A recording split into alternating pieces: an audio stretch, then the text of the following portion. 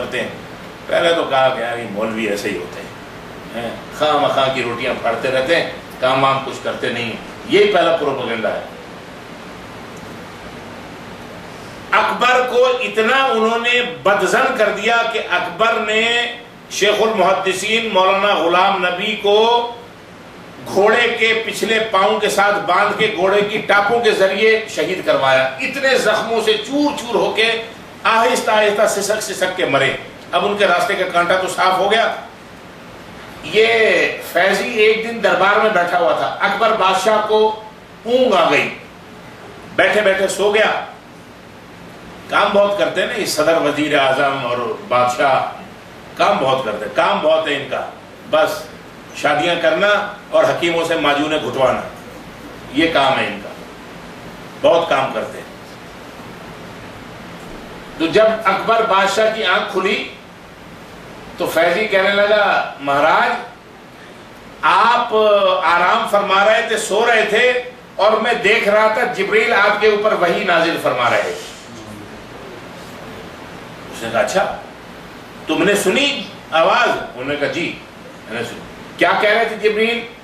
یا ایھا البشر لا تذبحوا البقر فإن تذبحوا البقر فمأواکم السقر. اے بشر, گائے کبھی ذبح نہ ہونے دینا.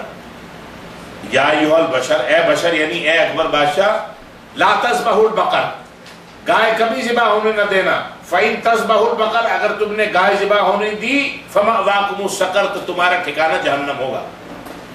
اس نے یہ ایک آیت بنا دی, یا ایھا البشر لا تذبحوا البقر فإن تذبحوا البقر فمأواکم السقر.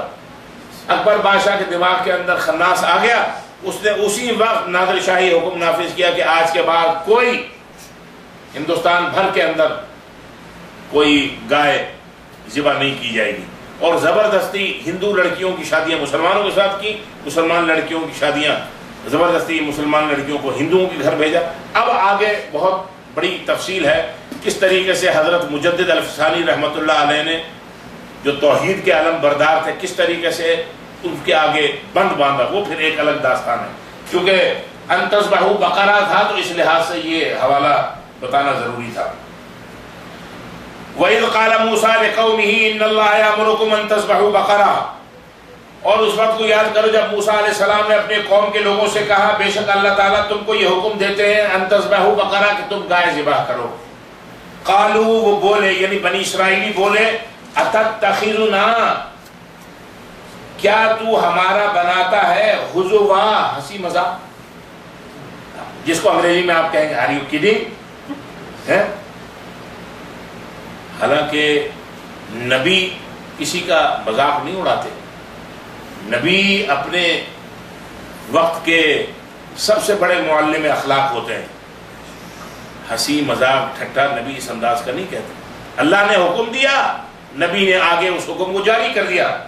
قالا, موسیٰ علیہ السلام نے کہا اعوذ باللہ, میں اللہ کی پناہ چاہتا ہوں, ان اکون من الجاہلین, کہ ہو جاؤں میں کن میں سے, کیا ترجمہ ہے؟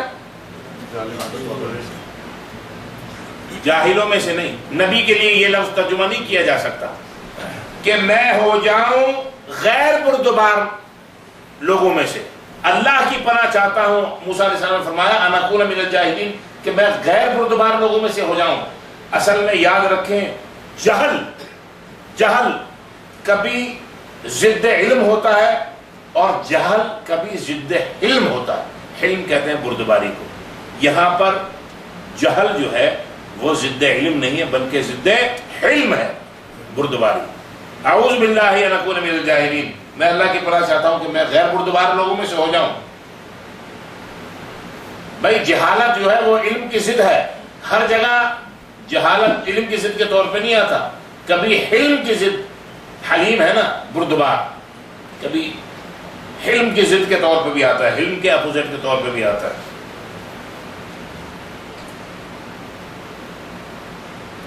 انشاءاللہ جب ہم آہنگی پیدا ہوگی یہ سارے مسائل خود بخود سمجھ میں آنے لگیں, خود بخود ذہن میں دل میں اترنے لگیں گے, اور اتر رہے ہیں.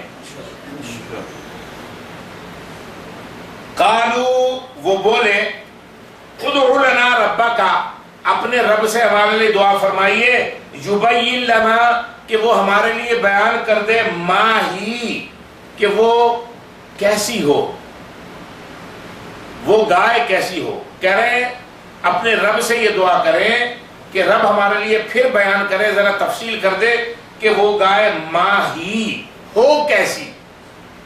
قال موسیٰ نے کہا انہو یقول، بے شک وہ کہتا ہے، یعنی اللہ فرماتے ہیں انہا بقرۃ، بے شک وہ گائے لا فارض، فارض نہ ہو بوڑھی، ولا بکر اور نہ ہو بچیا چھوٹی عمر کی۔ اب ڈھونڈ لو، نہ بوڑھی ہو نہ بچیا ہو، اب درمیان کی کہاں سے لے کے آؤ گے؟ عوان بین ذالک، عوان جوان ہو، بین ذالک ان دونوں کے درمیان کی، یعنی بالکل بچیا، حالانکہ بچیا کو کیا کہتے ہیں؟ پٹھور، اور بوڑھی تو بوڑھی، یعنی نہ بوڑھی ہو نہ بوڑھی ہو، نہ بڑھیا ہو نہ بڑھیا ہو، بڑھیا بھی نہیں چلے گی گڑیا بھی نہیں چلے گی، درمیان لاؤ بڑھیا اور گڑیا کے بیچ کی گائے۔ ففعلوا، موسیٰ علیہ السلام نے کہا ففعلوا، پس کر گزرو ما تؤمرون، جس کا تمہیں حکم دیا جاتا ہے، یہ کدھر تم کس چکر میں پڑ گئے؟ قالوا، وہ بولے، کون بولے؟ بنی اسرائیل بولے، ادعو لنا ربک، اپنے رب سے ہمارے لیے دعا مانگیے، یبین لنا کہ وہ ہمارے لیے بیان کر دے، ما لونھا، اس کا رنگ کیسا ہوگا۔ واہ بنی اسرائیلیہ۔ قال، موسیٰ نے کہا انہو یقول، بے شک وہ کہتا ہے، یعنی اللہ فرماتے ہیں انہا بقرۃ، بے شک وہ گائے ایسی ہو، صفراء زرد رنگ کی، فاقع اور زرد رنگ بھی کیسا ہو؟ فاقع شوخ گہرا، صفراء فاقع زرد رنگ، شوخ گہرا زرد رنگ۔ ہم معنی سمجھ لیں، جیسے ہم کہتے ہیں لال سرخ، ایک ہی معنی ہے نا، اور کالا کلوٹا،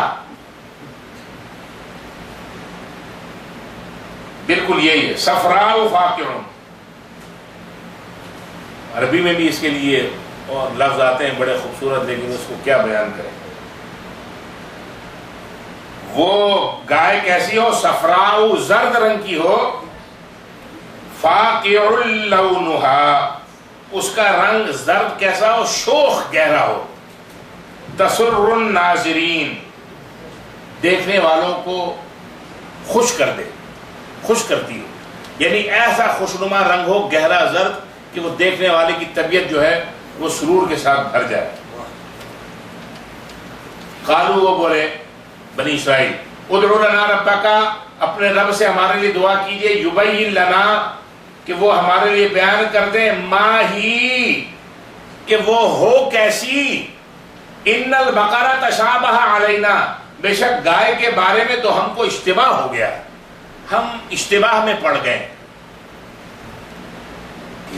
ایسا کلر ہو ویسا کلر ہو، بڈھی ہو جوان ہو، اونچی ہو نیچی ہو۔ بھائی جو زمانے کی گائے ہے اس وقت